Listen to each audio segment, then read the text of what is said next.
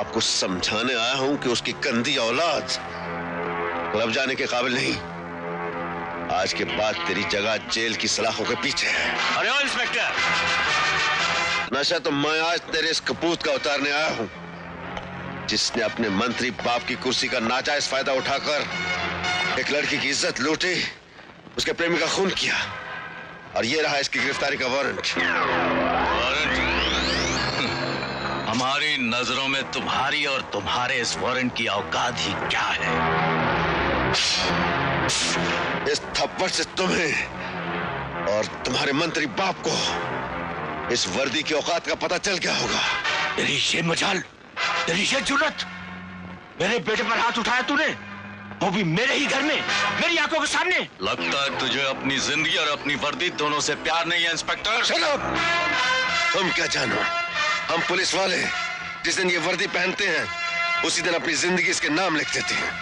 ये वर्दी की ही शक्ति है कि पुलिस का एक मामूली कर्मचारी मंत्री के घर से उसके बेटे को घसीट के ले जाए। हेलो पंडित जी, वो इंस्पेक्टर शेखर को पागलपन का दौरा पड़ गया है। मेरे बेटे को मेरे नाक रोकने पर भी मेरी आंखों के सामने पागल कुत्ते की तरह भौंकता पीटता मारता हुआ ले गया है। क्या कोई जुर्म भी बतलाया है? हाँ, कह रहा था कि किसी लौंडे का रेप और किसी लौंडे का खून हो गया है। रेप लौंडिया का होता है, आप लौंडे का बतला रहे हैं? आप जरूरत से ज्यादा घबरा रहे हैं। लौंडे और लौंडिया में फर्क ही नहीं पा रहे हैं। हाँ, वही। बहुत महंगा पड़ेगा उसका आपको धमकी देना, आपके सपूत को हाथ लगाना। अरे बंद करवा देंगे साले का थाना। वो मंत्री बद्रीनाथ पांडे जी साहब का फोन है आपके लिए। मेरी आजादी और तेरी बर्बादी का फरमान आ गया है सरकारी कुत्ते। सर, विक्रम को बहुत मारा इंस्पेक्टर शेखर, आप कुछ कीजिए। हाँ। क्या कहा? सर, पांडे जी को बोल दिया कि आप बहुत बिजी हैं, फोन पर नहीं आ सकते हैं। बहुत अच्छा किया। अब देखता हूँ उसे। मेरी टोपी लाओ। Hello, times of India. हरामी ने एक पेपर नहीं छोड़ा, सब में हमारा भांडा फोड़ा। सीधा नहीं, हर पेपर में घुमा के लिखवाया है। हम सबको एक ही थाली का बैंगन बतलाया है। सोचता हूँ इस इंस्पेक्टर को नौकरी से नहीं दुनिया से बर्खास्त कर दूं। सिर्फ मेरे बेटे की नहीं, बल्कि आप सबके बच्चों की गर्दन भी फांसी के फंदे में उलझ सकती है। जब विक्रम को इस बात का पता चलेगा कि जो गुनाह उन सब ने मिलकर किया था, लेकिन उसकी सजा उसे अकेले मिल रही है, तो वो चुपचाप फांसी के फंदे पर नहीं चढ़ेगा। आप सबके बच्चों का नाम भी पुलिस को बता देगा। मेरे ख्याल में अगर देखा जाए तो विक्रम का मुकदमा तो जज साहब की अदालत में ही पेश होगा ना। फैसला तो जज साहब के ही हाथों में है ना। इसने न सिर्फ मिस रीना की इज्जत लूटी, बल्कि उसके प्रेमी का बेरहमी से खून कर दिया। अदालत से दरख्वास्त है योर ऑनर के ऐसे बेरहम मुजरिम के लिए फांसी की सजा भी बहुत छोटी है। ऑब्जेक्शन योर ऑनर, मेरे वकील का जुर्म साबित हुआ नहीं और सरकारी वकील ने सजा तजवीज करनी शुरू कर दी। इनसे पूछिए क्या सबूत है इनके पास।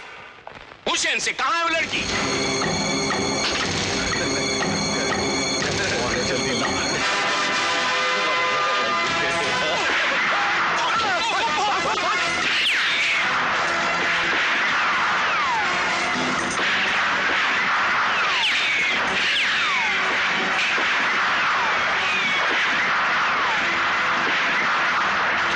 मिस रीना की गैर मौजूदगी इस बात का सबूत है कि मुलजिम विक्रम बेकसूर है। आप जो कुछ भी कहना चाहते हैं कटहरे में आके कहिए। Yes sir. योर ऑनर, वो लड़की रीना अदालत में हाजिर नहीं हो सकती, इसलिए कि वो मर गई है, बल्कि उसे मार दिया गया है। विक्रम नहीं चाहता था कि वो अदालत में पहुंचती, इसके खिलाफ बयान देती और इसे फांसी के तख्ते तक पहुंचा देती। इसके साथियों ने वैन पर हमला किया और उस बेचारी को खत्म कर दिया। योर ऑनर, मुझे इंस्पेक्टर शेखर से चंद सवालात करने की इजाजत दी जाए। इजाजत है। कोई सबूत है आपके पास जो इस इल्जाम को सच साबित कर सके? मेरे पास चश्मदीद गवाह मौजूद हैं, वो भी एक नहीं, चार चश्मदीद गवाह हैं योर ऑनर, जो मौका वारदात पर मौजूद थे, और वो हैं चारों सब इंस्पेक्टर। मैं बारी बारी हर सब इंस्पेक्टर को विटनेस बॉक्स में बुलाने की इजाजत चाहूंगा योर ऑनर। इजाजत है। गीता पर हाथ रख के कसम खाओ, जो कुछ कहोगे सच कहोगे।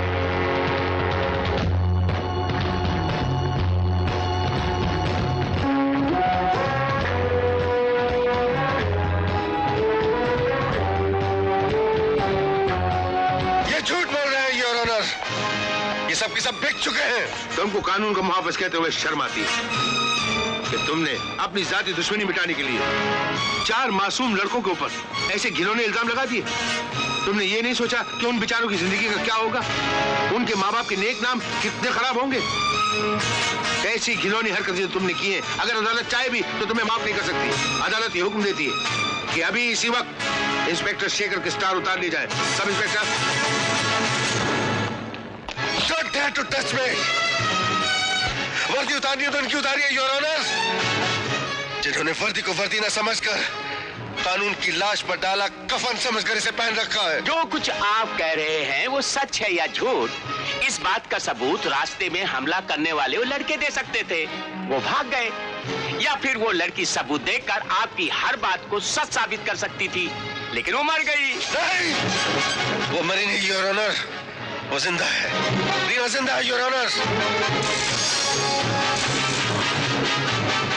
कहाँ है वो लड़की? इंस्पेक्टर शेखर, तुमने अदालत से झूठ क्यों बोला कि लड़की मर चुकी है? झूठ नहीं बोलता योर ऑनर, तो इन शैतानों के चेहरों से शैतानियत का नकाब कैसे उठता है। इसलिए मैंने अस्पताल के मुर्दा घर से एक मुर्दा लड़की को रीना का मास्क पहनाकर वैन में रख दिया था। मिस रीना को विटनेस बॉक्स में बुलाओ। योर ऑनर, मैं मिस रीना से चंद सवालात करने की इजाजत चाहता हूँ। इजाजत है। मिस रीना, जरा गौर से इस आदमी की तरफ देखिए। क्या यही वो आदमी है जिसने अपने साथियों से मिलकर आपके साथ बलात्कार किया और आपके प्रेमी का खून किया? बोलिए, जवाब दीजिए। देखा योर ऑनर, किस तरह इस लड़की ने भारी अदालत में चिल्लाकर कहा, नहीं नहीं, ये मुजरिम नहीं है, ये बेकसूर है। रीना, रीना होश में हो। रीना, रीना होश में हो। रीना, रीना, रीना होश में हो। देखो, तुम्हारे सामने तुम्हारे प्रेमी और तुम्हारी इज्जत का कातिल खड़ा है। रीना, अपने आप को संभालो। रीना, अदालत को बता दो कि असली मुजरिम यही है। रीना, रीना,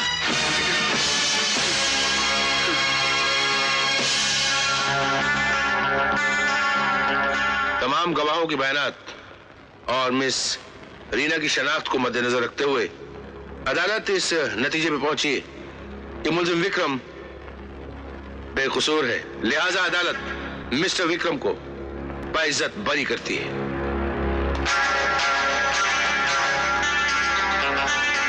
आसमान पर थूका अपने ही मुंह पर आता है इंस्पेक्टर।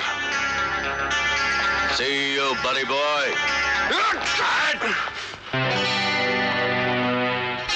राज, तुमने तो खाना ही नहीं खाया। पिकनिक पर नहीं जाना है क्या? मैं तुम्ही को तो लेने आई हूँ, चलो ना। नहीं पिंकी, मेरा मूड नहीं है।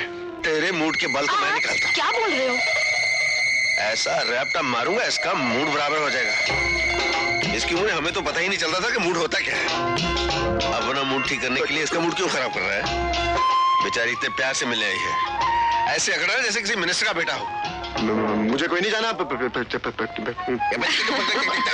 आज उन दोनों का रोमांस मौत की चौखट पर उतार दूंगा। बारूद के इतने छर्रे राज के बदन में दाग दूंगा कि उसका भाई इंस्पेक्टर शेखर गिनना भी चाहे तो गिन नहीं सकेगा। मैं भगवत प्रसाद मंत्री पद की शपथ लेता हूं और साथ ही यह भी शपथ लेता हूं कि अपने पद का इस्तेमाल सिर्फ जनता की भलाई और देश की रक्षा के लिए ही करूंगा। Thank you. मंत्री जी मुबारक हो। मुबारक बहुत देर के बाद दे रहे हो जानकी दास। जीत तो हम उसी दिन गए थे जिस दिन हमने अपने बेटे की बलि दी थी। लेकिन जिन लोगों से इलेक्शन के लिए हमने चंदा लिया था, सबसे पहले उनका कर्ज चुकाना है। कौन सा कर्ज और कौन सा चंदा हमें कुछ याद नहीं है जानकी दास। हमें सिर्फ इतना याद है कि हमारी इस मंत्री की कुर्सी के पाए के नीचे हमारे बेटे की लाश दबी है, जिसकी मौत विजयश्री का तिलक बनकर हमारे माथे पर लगी है। इसलिए सबसे पहले हम उस ईमानदार इंस्पेक्टर को उसकी ईमानदारी का इनाम देंगे। उसे और इनाम? आज मेरे बेटे का जन्मदिन है, तुम लोग सब आना। बेटा? ये बेटा कब पैदा कर लिया तूने? अरे राज मेरा देवर, मेरा बेटा ही तो है, मेरी जान है वो। अरे बेटे का इतना ही शौक है तो अपनी कोख से पैदा कर, वो तेरा बेटा नहीं देवर है, और वो भी सौतेला। और सौतेले पर इतना मत ऐतरा। इसके आगे अगर एक लफ्ज भी कहा तो मैं तुम्हारी जुबान खींच लूंगी। सुन लिया आप लोगों ने? अगर दोबारा इस घर की चौखट पे कदम रखा तो तो क्या कर लोगे? अरे पुलिस वाले हो, इसका मतलब ये तो नहीं कि हमारी बेइज्जती करके घर से बाहर निकाल दोगे। एक सौतेले के लिए पड़ोसियों से दुश्मनी मोल लेना अच्छी बात नहीं है। सारा मोहल्ला जानता है वो तुम्हारा सगा नहीं, सौतेला भाई है, सौतेला। खबरदार जो मेरे राज को सौतेला कहा तो पूरे मोहल्ले में आग लगा दूंगा। जाइए यहाँ से। सौतेला आखिर सौतेला ही होता है। अरे चले क्या लेना देना, यही है वो सौतेला जिसे जान से प्यारा समझते हैं।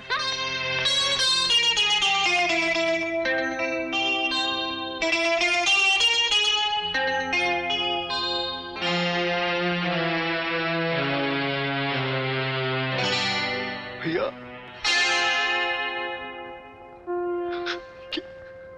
क्या ये सच है कि मैं आपका सौतेला भाई हूँ? भक्ति है ये सब।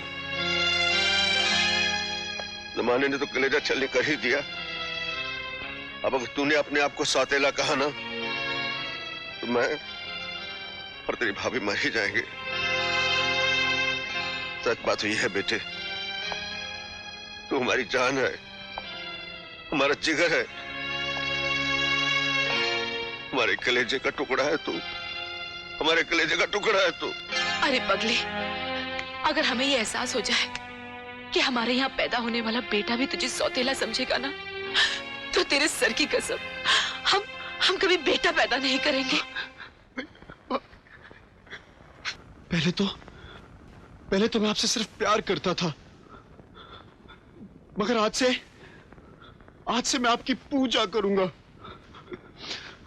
आपने मुझे जन्म तो नहीं दिया, मगर फिर भी इतना प्यार किया।